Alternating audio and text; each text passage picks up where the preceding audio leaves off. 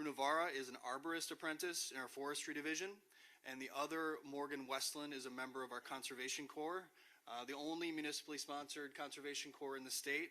So thanks to the Biden administration for all the support that comes down through AmeriCorps. But these individuals are both doing great work for the city and learning relevant skills for their respective career paths. So a round of applause for them as well.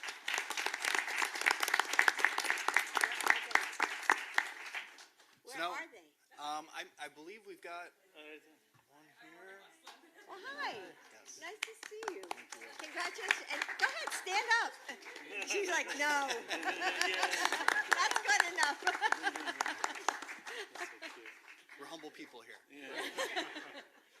And now we're going to transition to our panel. I think Sarah Greenwood is going to kick things off for us with some remarks, and she's the assistant principal at Mishicot School District. Thank you. Thank you so much for having us. We're really excited to serve as a mentor school in the grant that Karen wrote, so we appreciate the recipient or being a recipient of that grant. So thank you very much. In 2009, the school district of Mishicot's leaders were not happy with the number of students that were leaving our school district without a plan after graduation. And so they began efforts to reconstruct our career and technical education program and to develop an academic and career planning program. These programs, the reconstruction and our academic and career planning program, have changed the trajectory of a Mishicot High School graduate tremendously. We're a small school district, a rural school district serving 930 students from 8 municipalities. And so we're very dependent on the 350 business partners that we have in the surrounding communities, as well as our partnerships with the University of Green Bay, Lakeshore, Northeast Wisconsin, Fox Valley, technical colleges. They allow us to provide diverse and rigorous opportunities for our students. We have an academic and career planning program that spans throughout our K-12 grade levels. It's a by all, for all model, so all of our teachers, whether they're a math teacher or a school counselor or a Phy Ed teacher, deliver our academic and career planning programs. Our students engage in activities through academic and career planning like learning styles assessments and work values assessments, interest inventories to find career matches. And then they post the results of those things and reflections on those things on their personalized ACP websites. At the end of their high school career, they present those websites to members of our school board, community members, educators, and talk about their most impactful components of that program, possibly mock interviews, job shadows, reality store, which is offered through our Chamber of Commerce. It's a budget simulation activity. But it helps them to understand, all of those things help them to understand why academic and career planning and why the coursework that they're doing in high school is so important. We also have our teachers go on a lot of those industry tours or campus tours or hear presentations from our business partners so that they themselves understand what is happening outside of the world of education, because oftentimes teachers have gone to school and then they go and work in school and they don't always know what's happening in those other industries. So this helps them tie their content to what's happening in the world outside of education. 60% of Mishicot High School students earn industry recognized credentials, and 54% of students successfully complete career-based learning, either through youth apprenticeship, educational co-ops, or school-based enterprises. These opportunities have come to fruition through the responsiveness of our teachers and their understanding of students' diverse needs. We offer a variety of cross-curricular coursework, such as geometry and construction, which counts for both a math credit and a technical education credit, or intro to horticulture that counts as a science credit or an agriculture credit. Mishicot Enterprise, which is our school-based manufacturing business, Mishicup, which is our coffee shop, and Mishicot Floral are our school-based businesses that provide students with experience in customer service, manufacturing, and business operations. The success of our programs are evident through the stories of our graduates. Mishicot High School offers nearly 100 college credits within our high school. This, in combination with the dual enrollment courses that our students take through our area colleges, result in the average Mishicot graduate leaving our high school with 20 college credits. In May of 2023, 11 students graduated with an associate's degree of arts and sciences from the University of Green Bay through our partnership with the Rising Phoenix program. And because of this program, our students will enter the workforce sooner and with minimal student loan debt. Many of our graduates successfully complete a youth apprenticeship while in high school and begin full-time employment right out of high school. One of which is one of our 2019 graduates, who was the state's first registered apprentice, easy for me to say, to transition from youth apprentice to registered apprentice and get credit for those hours that he had earned while in high school. The investment we've made into career-connected learning has not only led to 97% of our graduates being confidently career and college ready upon graduation, but it's opened doors for our students they would have never dreamed possible. For example, today.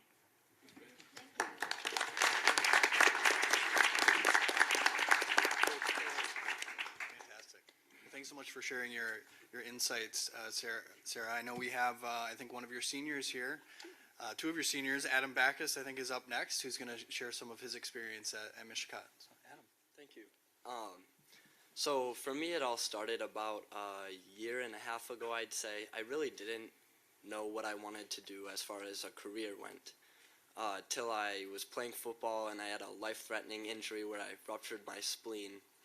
And I went to the hospital and I spent a week in the ICU. And there my nurses were amazing. And as I was laying there every day watching them take care of me, how they took care of me, I was like, this is maybe something I really want to get into.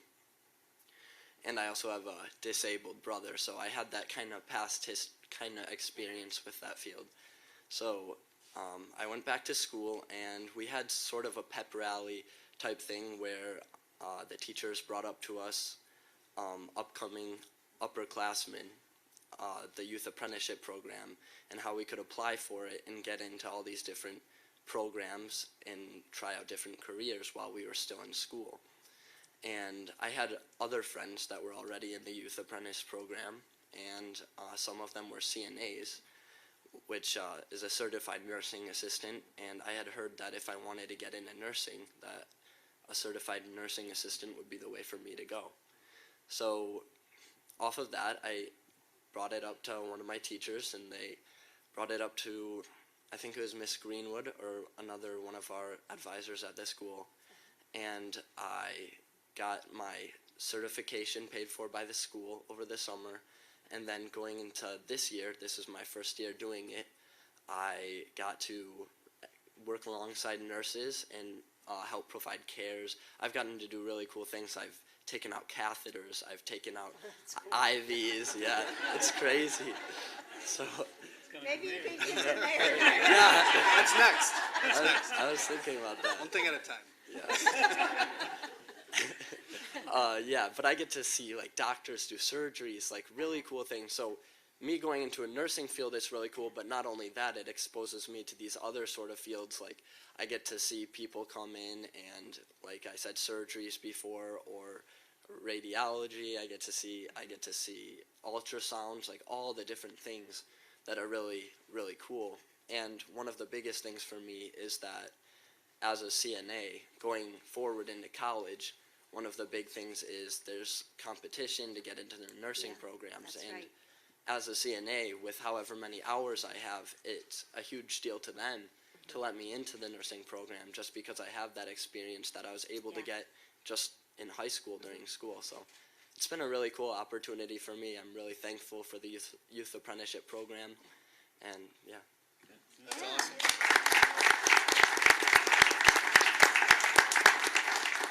That's a wonderful story. Thanks so much for sharing that with us, Adam. And then we also have your fellow senior, Caitlin Callahan from Mishicot High. Hi, everyone. I'm Caitlin Callahan. I'm a senior at Mishicot. I'm employed at Shoreline Credit Union. In my role, I create and post journal entries, balance general ledgers, prepare financial reports, create and post checks, as well as assist the accounting team with other credit union duties. One of the really cool things about the Youth Apprenticeship Program is that we're treated like a regular employee. We're not treated as a child, but we get to jump in and really act as an employee at that place. Next year, I'll be attending the University of Northern Iowa and furthering my degree, getting accounting and finance, as well as playing softball. A little bit of background about me. I grew up surrounded by business as both my parents worked in the field. Throughout high school, I took elective courses such as Intro to Business, Marketing, Accounting, Web Development, and Microsoft 1 and 2 that further sparked my interest. The courses provided me an opportunity to not only take college-level classes, but gain background knowledge on various business fields. I loved the attention to detail and the problem-solving skills involved in accounting, so after completing Accounting 1, I knew I wanted to continue to learn more. The Youth Apprenticeship Program provided me the opportunity to do just that with a hands-on learning experience. I attended a large interview with numerous businesses, chose my preferred employer, and was selected and hired as an accounting assistant at Shoreline Credit Union, as I said. From there, the credit union atmosphere gave me an opportunity to learn more about accounting in financial institutions, as well as assist members firsthand. The biggest benefit of the Youth Apprenticeship Program for me is that it provides great balance between work, school, and sports.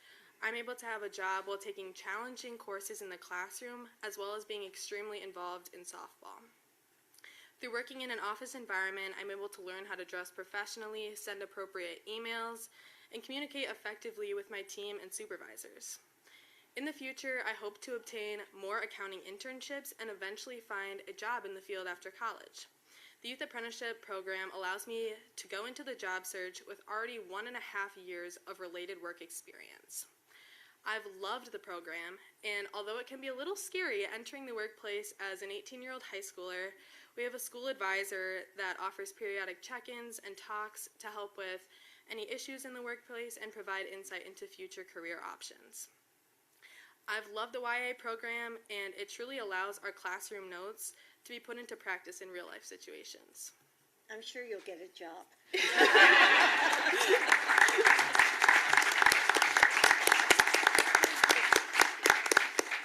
Thanks so much for sharing your story, Caitlin. Congratulations on going to Iowa. Hopefully you'll return home after a few years, but congratulations.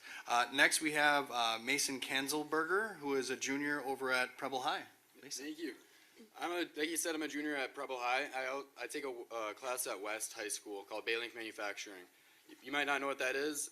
We get businesses all around us send us parts that we need to make, like the paper mills. They send us parts we need to make. Our teacher, Mr. Belangi, takes us step by step through the process of pricing out, seeing how much each part would take, like how much it'll cost for the company to pay us.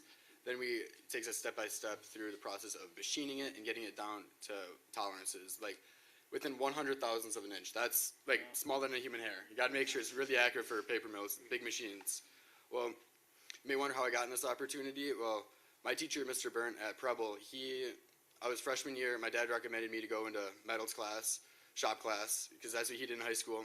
Well, my teacher, Mr. Burnt, offered this class, and he's like, you have to be a junior, and I was instantly bummed out because I was a freshman. I had to wait an extra year, so sophomore year, I was just taking a bunch of extra classes to clear up my schedule for junior year, and I luckily found something I loved, because I love working with my hands. I did that from very young. Like I used to say when I was younger, I wanted to be a maker, whatever that meant. I mean, now I'm starting to narrow it down a little bit, but I don't know. For me, I found something I wanted to do, because now I figured out what I kind of want to do. I'm able to graduate a year early because I've been dedicated. I like making stuff with my hands, so I'm going to graduate a year early and go to college next year, which with already plenty enough credits from the Baylink Manufacturing, because it's a dual credit class. And if I recommend it, and I think everybody should take classes like this, and I think we should wish other people had opportunities like I had, because I found something I love, and I hope other people found something they love. That's awesome. Thank you.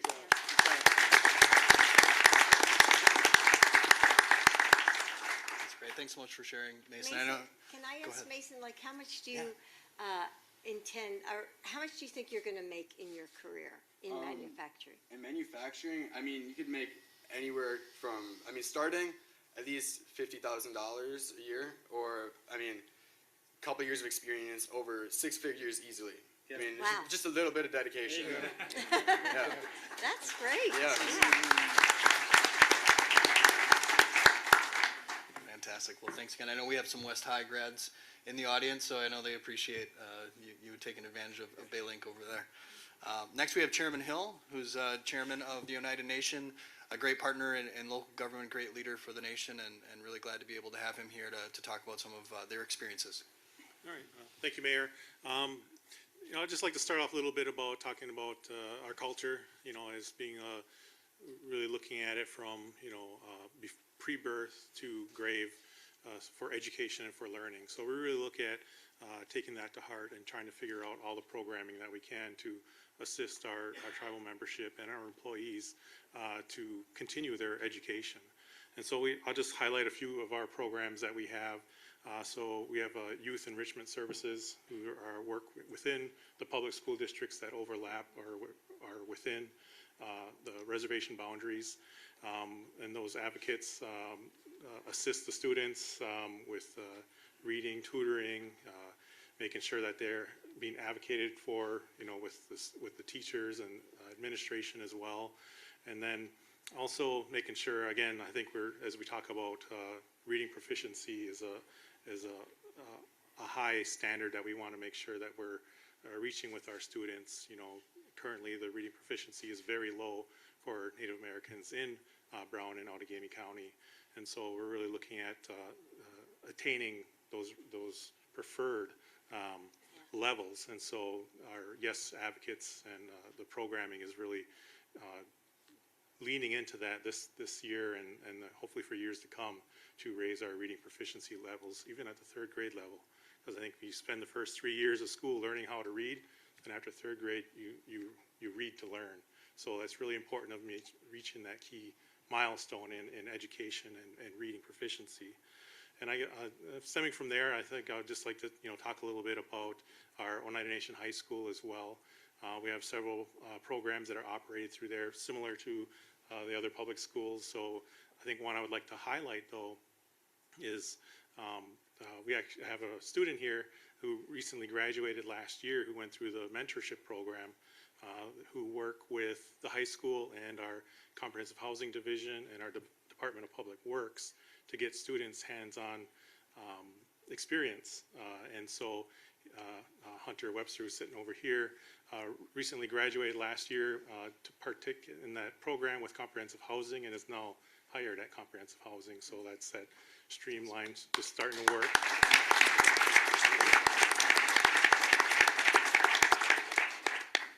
And then, as mentioned, about other traditional students as well. So Oneida Nation offers a scholarship program for our tribal citizens. Since the last 10 years, Oneida Nation has dedicated nearly $95 million to higher education efforts for our citizens as well.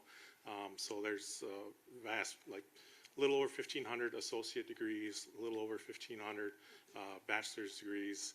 I believe it's about 500 master's degrees and a little over 170 doctorate degrees that money is put towards for our tribal citizens to better themselves. As I think we all know that education really affects the income of a family or an individual throughout their lifetime. So we've placed, I think since 1996, we've had that grant program in place. So many decades of trying to assure that there's many pathways for being a successful individual and contributing to the community, and obviously education is one of those ways to get there. And so there's that. And then also I think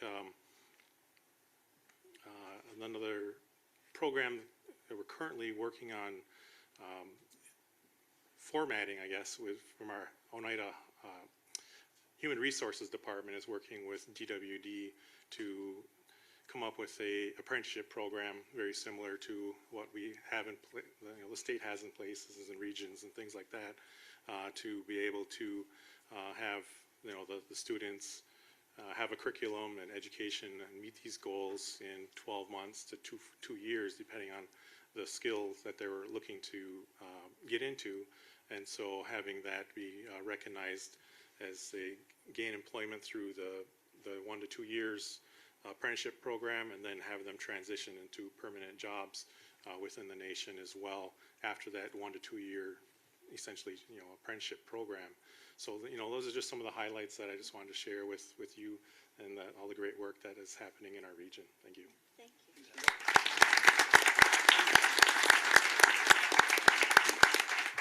Thank you, Chairman, for all that work, everything you do for your members and for the community. And last but not least, we have Eric Vandenheuvel, who is with our Green Bay Chamber, also a former educator himself. So welcome your thoughts and experiences that you'd like to share with the panel. Yeah, thank you, Mr. Mayor. The Green Bay Chamber is focused on providing workforce solutions to our member businesses to help address the workforce crisis, and being involved in the Youth Apprenticeship Program is just one strategy within that continuum. We've been involved in running the program for our region for more than 10 years, and in full transparency, for a large portion of that time, we saw stagnated growth and varying interest from employers and from the schools. It wasn't until we started to collaborate with partners that it really elevated the program. And so partnering with our local educational service agency, CESA 7, partnering with 24 area high schools, and partnering with over 700 businesses, the program has taken off. In fact, as recently as 2021, we were serving about 150 kids in a youth apprenticeship in our region. This year, we're expecting 1,100 students to be enrolled in youth apprenticeship. So that growth is phenomenal. The program is really supported through the investment in our state, the Department of Workforce Development, to support those 1,100 students. The state provides us with $1.3 million annually. Most of that goes to the staff who are working directly with the businesses and directly with the students in the schools to make that connection.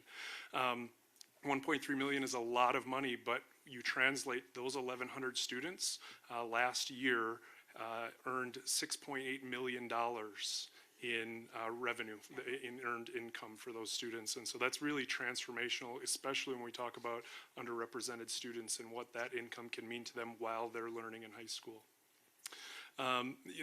The program has a long ways to go. That 1,100 number I don't think is the ceiling by any means. I think it's realistic for us to think that we can get 2,000 students throughout northeastern Wisconsin to participate in this program. Some of the barriers include really just marketing, getting students to understand that there's apprenticeships in a variety of fields, finance and architecture and healthcare. It's not just about the trades, although it is still about the trades. And so we need to educate families and students about those opportunities that are available. We also need to continue to educate our businesses to say we have unbelievably talented high school students, and you can't just apply, well, this isn't something a high school student can do. I would challenge you to meet the students who are sitting around the table and tell me that high school students can't do those things.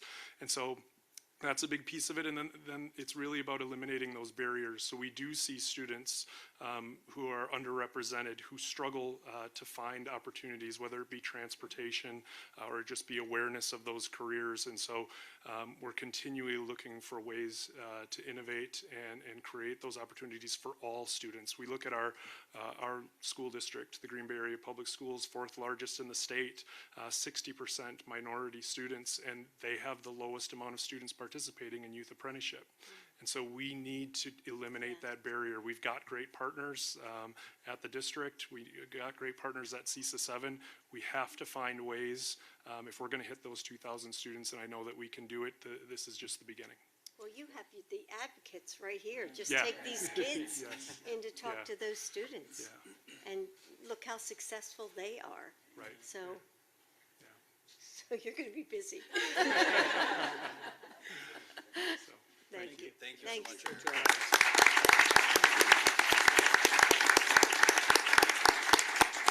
Well, I would turn things back over to Dr. Biden, Governor Evers, Secretary Cardona for any final thoughts or questions for our participants here. Go ahead, Miguel. Thank you. Geez.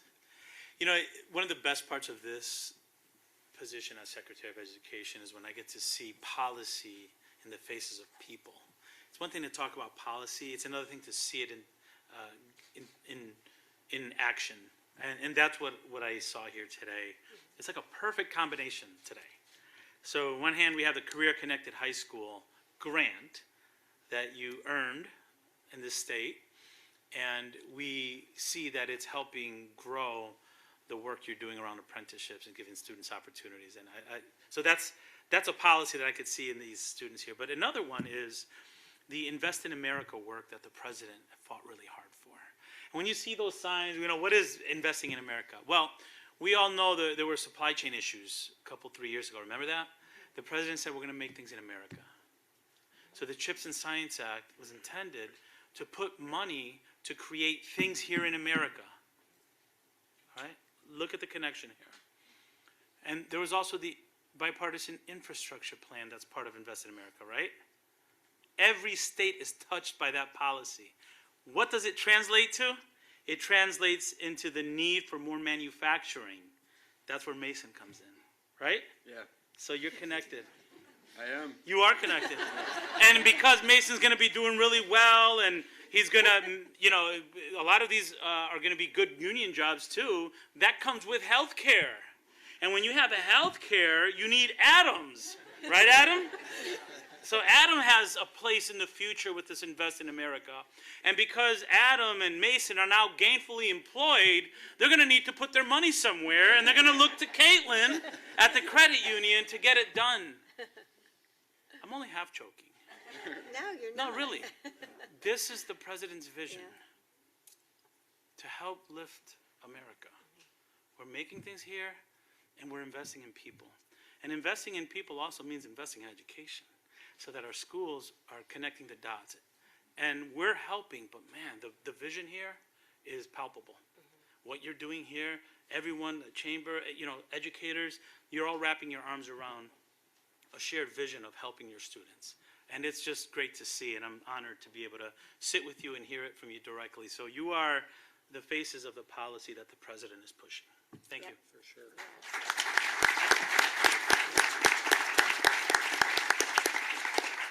Well, I'm just thrilled to be here today to hear the stories. And Caitlin, what position do you play in softball? Outfield. Outfield, great. You'll have a good time. And maybe you come back to Wisconsin, play softball. Anyway, the coolest thing about all this for me, and I always say this around connecting the dots, but the kids get it, and now the adults get it. Whether it's CISA, whether it's the business folks in the Green Bay area, northeast Wisconsin, whether it's educators, everybody has to play a role in education. It's as simple as that, especially nowadays, where Wisconsin we have lots of people working, we have lots of jobs open, and if we want to continue doing the good things we do here and have a successful state, good economic place for us to be, everybody's got to be there, and it is the business community, it is the school districts, it is parents, and especially the kids. And so seeing that after being in this job as governor, before that in education, this is really rewarding. And I have to thank my secretary of was the help me out workforce development. Thank you, Amy. They play a role now in this, and a heavy role in this, and it all works together, and that's why we're getting to be a success. Obviously, the federal government plays a huge role, whether it's ARPA, whether this particular role. The president, first lady are absolutely right on when they're doing what they're doing and making sure that our kids have the best opportunities possible. So thank you. Thanks. Well, as a classroom teacher and who's currently teaching at a community college, I love seeing that these students started with in high school figuring out what they want to do. So, I'm just 3 weeks into my semester, and as I go around the room each semester and I say, what have you chosen as your major? What are you going to go into? A lot of them don't have any idea. I don't know, Dr. B. We don't know. or somebody would say, hey, I think I want to be a dental hygienist. I said, well, have you ever looked inside of someone's mouth? And they say, well, no. And I said, well, I think you should get an internship or an apprenticeship before you, spend 2 years at a community college and then decide, you're going to go into this. So I think it's just great that you already know what you want to do, that the teachers are all working together to get the students. It'll save you money, that you've already taken college courses, and it'll save you college debt. So I love this program. I love that you're all going to, I know you're going to be all successful. And I knew Joe was, when he ran for president, I knew that education would be one of his focuses, because, we pushed him.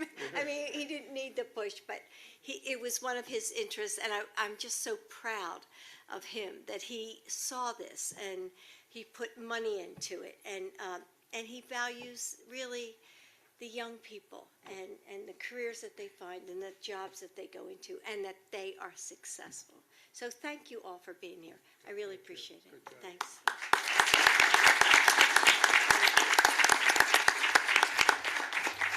Thank you, Dr. Biden, for joining us. Thanks, Governor Evers, for always visiting and valuing Green Bay. Thanks to the Secretary for, again, joining us here in the city of Green Bay. And please, Dr. Biden, pass along our thanks and appreciation to the President. We can do amazing things here in Green Bay and in the state of Wisconsin, but we can't do it, though, without a real strong partner in Washington who has the right philosophy and is willing to put the dollars where they matter, which is all across the United States and communities like ours. So thank you so much. Thank you.